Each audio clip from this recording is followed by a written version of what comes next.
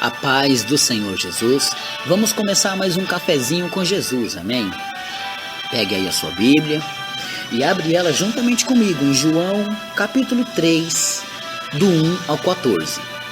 João capítulo 3, do 1 ao 14 é o título da nossa mensagem e hoje é o segundo áudio sobre tem que nascer de novo.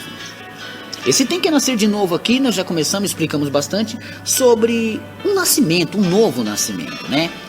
E a gente já entendeu bem a primeira parte, que foi a de ontem. Hoje, eu sei que você já estava aí ansioso esperando para aprender um pouquinho mais. Então, por isso mesmo, eu quero que você deixe seu coração aberto para receber as sementes do Senhor. Vamos lá?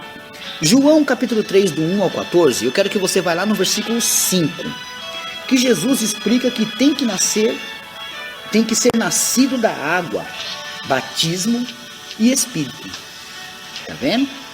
Esse nascer das águas é um batismo de arrependimentos e está lá em Marcos 1,4. É um batismo de arrependimento e de remissão de pecados. Você pode estar acompanhando na sua Bíblia aí, Marcos 1,4. João 16,8, o Espírito nos convencerá do mal. 1 João 3,9, nós somos os nascidos do Espírito. E 1 João 2,1 explica bem que temos um advogado. Portanto, 1 João 3,9 explica que você não pode pecar.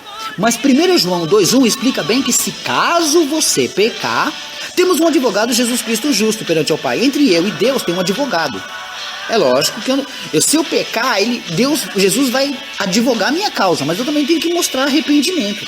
Compreendeu até aí? No verso 6, Jesus explica que os que são nascidos da carne, é carne, e os que são nascidos de espírito, é espírito. Tem diferença e separação.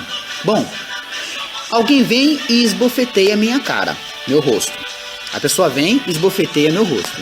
E qual é a atitude que eu vou ter com ele? Ora, se eu fosse só nascido da carne, eu era carne. Conclusão, eu já estaria no pescoço dele, brigando com ele. Mas como eu sou nascido do Espírito, vivo em Espírito. Portanto, se ele me esbofetear, eu não vou dar outro bofetão nele. Agora, eu vou orar por ele, porque a vingança não me pertence, pertence a Deus. Eu não posso pagar o mal com o mal. Tá entendendo? Porque agora mudou. Eu já sou uma nova criatura, não sou mais a mesma. Na outra criatura, o meu velho homem, quando alguém me machucava, eu revidava. No meu novo homem, se alguém me machuca, eu vou orar, vou mostrar a Deus. Deus vai dar conta disso. Eu não posso agir com a minha vontade, minha força. No verso 8, ele mostra a semelhança entre o vento e o novo homem. Aí talvez você não entenderia isso. E eu, lógico, já esperava por isso. Então leia 1 Coríntios capítulo 2, verso 14 e 15. Vamos lá? Novo Testamento, 1 Coríntios, capítulo 2. Estou achando aqui também. Verso 14 e 15 diz assim: Ora, o homem natural não compreende as coisas do Espírito de Deus, porque lhe parecem loucura. E não pode entendê-las, porque elas se discernem espiritualmente. Mas o que é espiritual discerne bem tudo. E ele de ninguém é discernido. Bom, vamos trabalhar um pouquinho agora nesses dois versículos. Presta bem atenção no que está no versículo 14 de 1 Coríntios capítulo 2. O homem natural, o homem que só vive na carne, o homem que só pensa nas coisas materiais, o homem natural não compreende as coisas do Espírito de Deus. Portanto, tudo que é falado pelas coisas do Espírito de Deus não é compreendido. Eles acham isso impossível. Falta muita fé, muita crença nisso. Agora, para ele, parece loucura o que falamos, o que dizemos no Espírito. E não pode entendê-las porque elas se discernem espiritualmente. Então as coisas espirituais de Deus só vão ser entendidas se você discernir espiritualmente. Você tem que estar espiritualmente no Senhor para compreender essas coisas. Agora veja o verso 15. Mas o que é espiritual discerne bem tudo. Tá entendendo? Se eu tô falando com uma pessoa espiritual agora, eu falando coisas espirituais, você discerne bem, você compreende bem. E nós não somos discernidos por ninguém, ninguém consegue nos entender. Compreendeu até aí? E digo mais, que o novo homem, pela espada que ele possui, que é a Bíblia Sagrada, dá para discernir até pensamentos. Já falei isso em outros cafezinhos. Irmão, mas ninguém consegue ler o pensamento de outra pessoa. Vamos dar uma analisada? Alguém poderia dizer assim para mim, né? Ô irmão, você falou bobeira, eu não vejo isso na Bíblia Sagrada. Tá bom, em Hebreus 4:12, vamos lá? Gosto muito de bater em cima dessas coisas porque eu sei do que eu tô falando, eu fiz a lição de casa. Hebreus, capítulo 4, vamos lá? Hebreus 4 e verso 12 diz assim, ó. Porque a palavra de Deus é viva e eficaz, e mais penetrante do que espada alguma, de 2 gumes, e penetra até a divisão da alma e do espírito e das juntas e medulas. Vírgula. Até aqui você teria razão. Até aqui.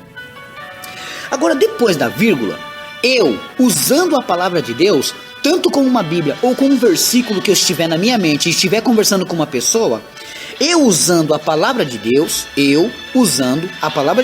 depois da vírgula, o que acontece? Como é que eu vou adivinhar o que a pessoa está planejando contra mim? É apta, continua aí depois da vírgula, ela é apta para discernir os pensamentos e intenções do coração. Tá entendendo? É possível que pela palavra de Deus você faça com que as pessoas acabam se entregando e descobrindo qual é a sua real intenção contra você. Talvez já aconteceu isso com você. Alguém planejava fazer um mal contra você. Você começou a bater um papo com a pessoa e usou a palavra de Deus. E de repente a pessoa se comove e fala pra você, olha, você não era aquilo que eu estava pensando, eu estava pensando em fazer um mal contra você. Me disseram tal coisa e eu estava com raiva. Quer dizer, ele está revelando o oculto. Mas por quê? Porque você usou a chave que abre o coração dele. A palavra de Deus. Discerniu ou não discerniu? Pois bem, a conversa entre Nicodemos e Jesus continua. E isso vai deixando ele cada vez mais confuso. Pois tudo é novidade. Aí, enfim, ele finaliza mencionando a história que ocorreu com Moisés e a serpente. Olha só, né? E a história que aconteceu com Moisés e a serpente Neusta. Essa foi o nome dado a ela. Então, Neusta, em hebraico, significa serpente. Só para te contar essa história, ela aconteceu em Números 21, capítulo 21, verso 4 a 9, onde o povo murmurou contra Deus e contra Moisés. Aí Deus mandou as serpentes ardentes, que picou e matou a muitos ali naquela época, né? Aí o povo se arrependeu e pediu para Moisés interceder por eles, porque as serpentes estavam picando e matando as pessoas, né? E aí o povo foi lá e pediu para interceder por eles. E Deus disse, faça uma serpente ardente e põe em cima numa haste. E todo aquele mordido que olhar para ela será salvo. Agora voltamos para a nossa história de Jesus aqui em Nicodemos. Onde Jesus no verso 14 de João, ele diz assim, ó. Ele diz que ele seria levantado como Moisés levantou a serpente. Todo aquele que é mordido pelo pecado, seguindo a Cristo, receberá a salvação, deixando a sua vida a Cristo. E assim como quem olhasse para a serpente na haste ficava vivo, assim que todo aquele que crer em Jesus será salvo. E crer não é só acreditar, é obedecer também, né? Tiago 2, do 20 ao 24. Vamos ver? Tiago 2, do 20 ao 24. Vamos ver aqui. Tiago 2, do 20 ao 24.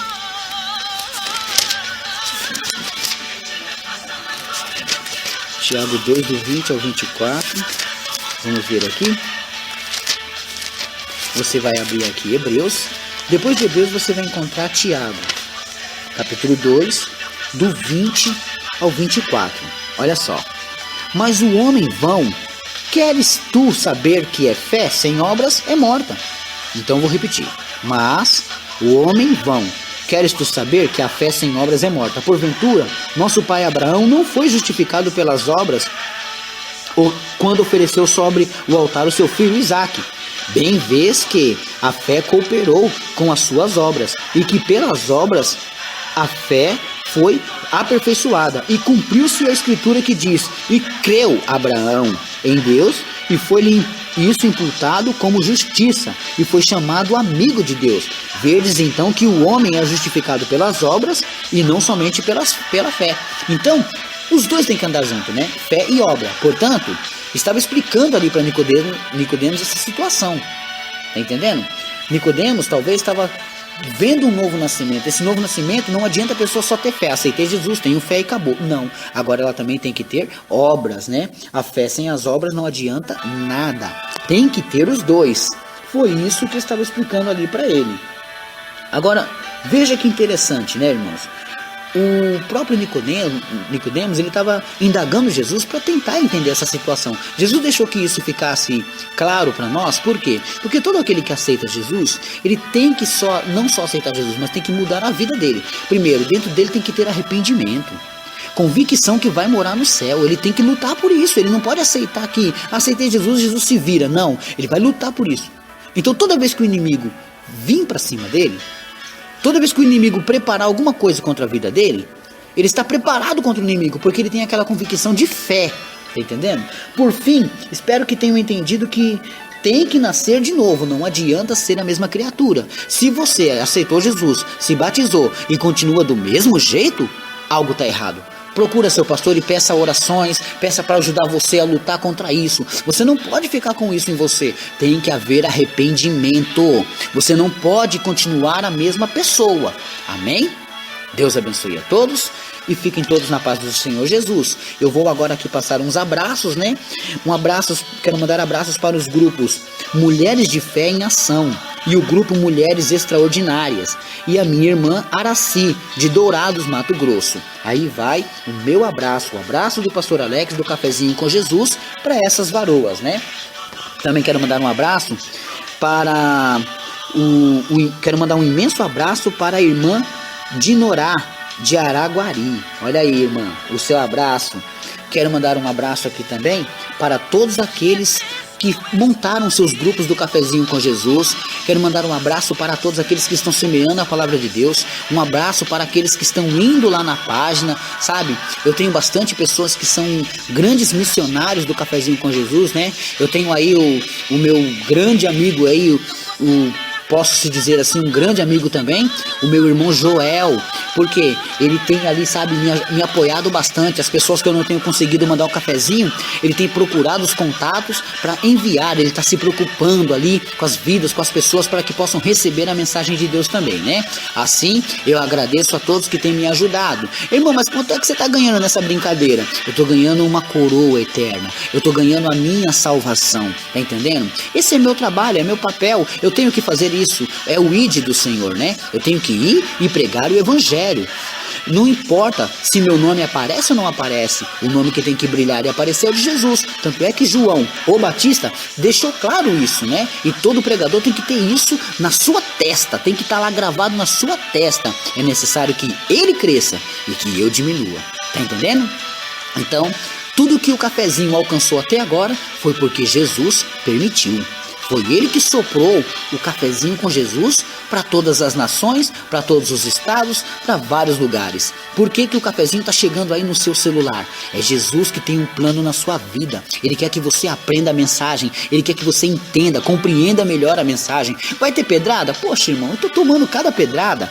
Vai ter pessoas contra? Vai ter. Vai ter pessoas que vai vir e falar, eu tenho teologia e não concordo com a sua linha de pensamento.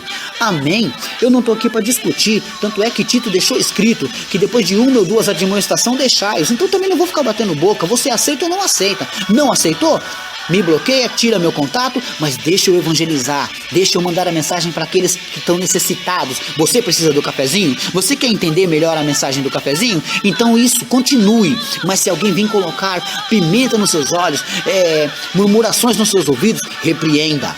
Se o cafezinho está te fazendo ficar mais próximo de Deus, continua. Se o cafezinho está fazendo você ficar distante de Deus, me bloqueia, me tira da sua vida. Porque o que eu estou fazendo é evangelizar, é trabalhar para o Senhor. Tá entendendo? Ninguém sabe das minhas lutas, das minhas dores, mas querem tacar pedrada no pastor Alex, querem criticar o trabalho do pastor Alex. Por que não vem alguém aqui me dar uma força em vez de criticar? Não, você aí que se levantou para criticar o trabalho do pastor Alex, eu te convido hoje a entrar nessa linha e trabalhar juntamente comigo. Vamos evangelizar. Já que você sabe mais que eu, já que você conhece mais que eu te convido. Vem, vamos trabalhar? Vamos evangelizar? eu te passo 5.000 contatos que eu tenho e você me ajuda a mandar mensagens para ele. Cada um tem um tipo de pensamento, mas o importante é que todos preguemos a palavra de Deus. Não estou desviando ninguém do evangelho. Ao contrário, estou trazendo. Chegaram em Jesus e falaram assim: Senhor, há um homem ali que não anda conosco, mas ele está pregando o evangelho, quer que eu mando parar? Jesus disse assim: ó, aquele que não é contra nós é por nós. Então, irmão, me tenha como seu amigo e me ajude a evangelizar. Amém?